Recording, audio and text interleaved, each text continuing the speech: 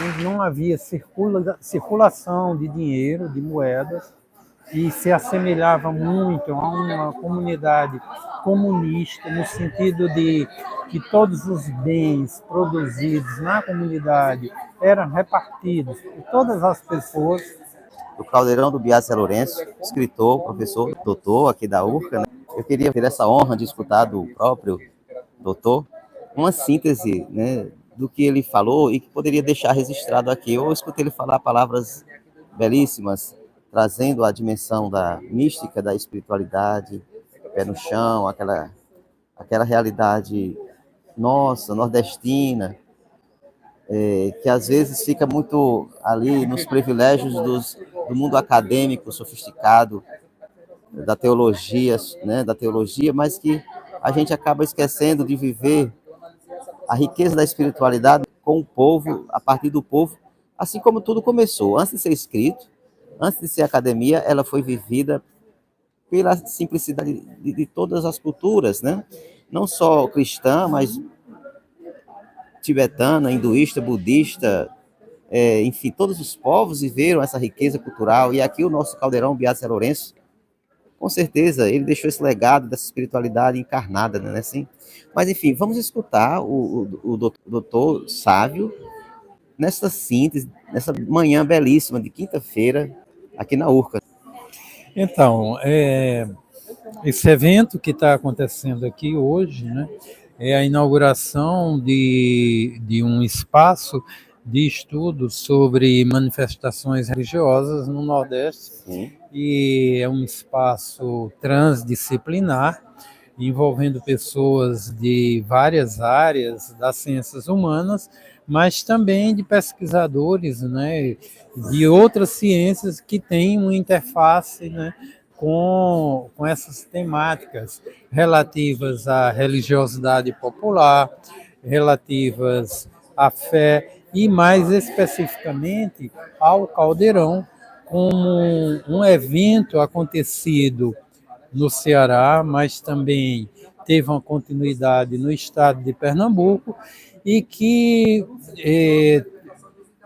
ocorreu num momento onde lutas camponesas eclodiram em vários estados brasileiros, no sul do país, né, na região de Contestado, entre Paraná e Santa Catarina, na Bahia, com Canudos, Pau de Colher, no Pará, e no Ceará, especificamente, houve esse movimento do Caldeirão, como, em certo sentido, uma continuidade do que aconteceu em Juazeiro do Norte, né, com o Padre Cícero, e em Canudos, na Bahia. E o Caldeirão, ele tem alguns diferenciais que tornam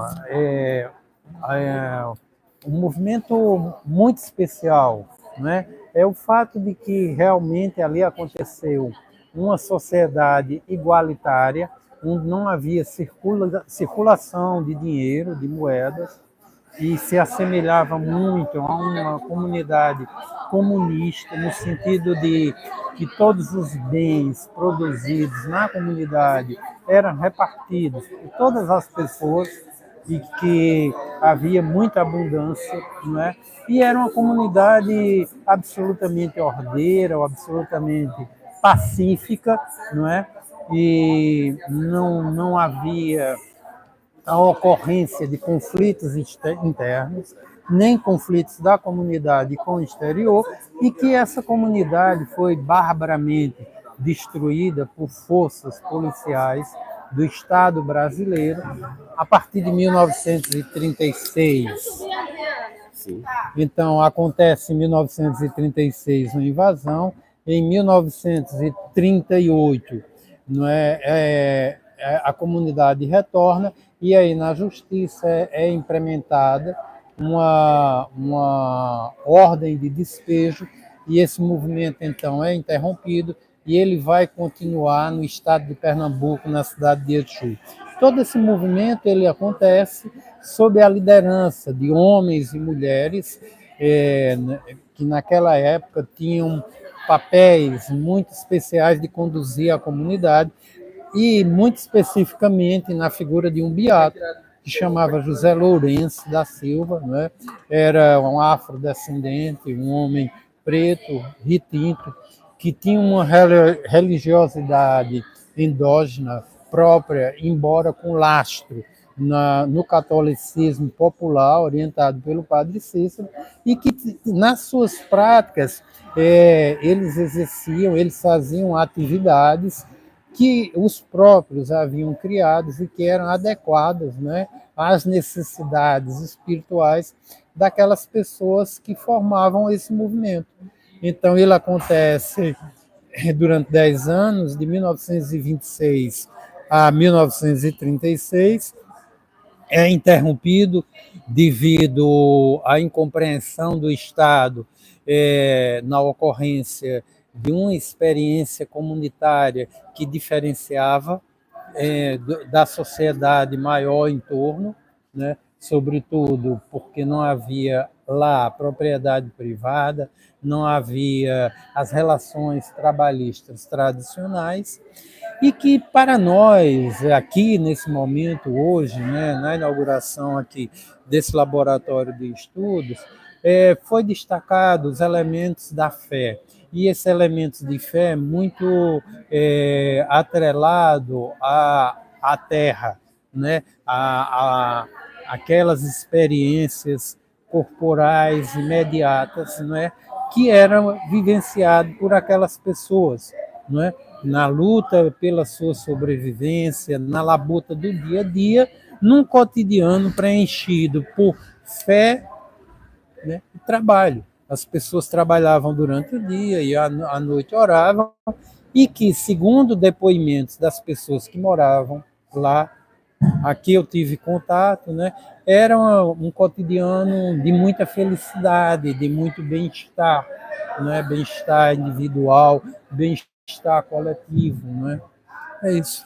Que legal, muito bom. Aqui uma síntese muito bem feita por uma autoridade no assunto, no tema, né? Caldeirão do Beato Zé Lourenço, que traz com muita precisão esse fato acontecido aqui no interior do Ceará, em que também estava muito próximo aí da história de um grande homem aqui do Nordeste, que é o Padre Cícero, né? Ao lado da história do Padre Cícero, que marcou uma era, uma geração ou gerações que marcou a nossa história e que hoje faz história aqui tanto no espaço religioso popular como acadêmico, né?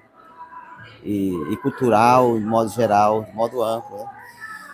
E como a religiosidade popular pode contribuir em nosso dia a dia com uma vida, eu diria, com uma existência de que tenha mais sentido.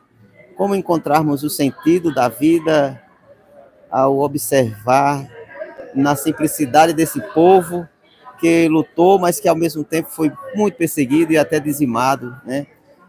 Ou seja, como encontrar esperança em meio a tanta barbárie que houve e injustiça com o Beato Zé Lourenço e ali sua comunidade, não é? Como olhar com uma certa esperança para essa realidade tão, às vezes, triste, penosa, cruenta. É possível encontrar assim uma esperança, um fio de esperança, uma mística, como diria o professor, escritor, poeta nesse momento? Então, eu acho que a melhor resposta para isso a gente pode encontrar nos depoimentos das pessoas que viveram lá e registraram a fala do líder maior da comunidade, que era o Beato José Lourenço. E o Beato José Lourenço, ele tinha consciência da transitoriedade de vida. E embora eles tenham construído uma comunidade onde predominava a harmonia, predominava o bem-estar entre todas as pessoas que ali viviam, eles sabiam que estavam aqui de passagem, né? Eles sabiam que a nossa trajetória, né, ela tem um prazo relativamente curto nesse planeta.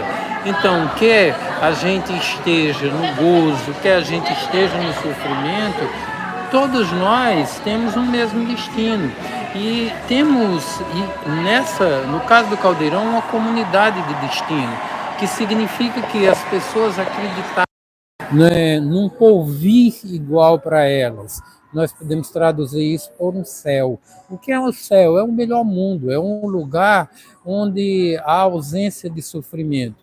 E elas viviam, elas produziam um cotidiano de superação das suas dificuldades naturais com o ambiente, nas relações mediadas pela presença do mestre santo, que foi o Beato José Lourenço, mas também na construção de uma vida futura, né, numa trajetória espiritual, a partir do momento de que elas fariam a passagem, né, que todos nós fazemos, né, ao terminar a nossa trajetória na Terra.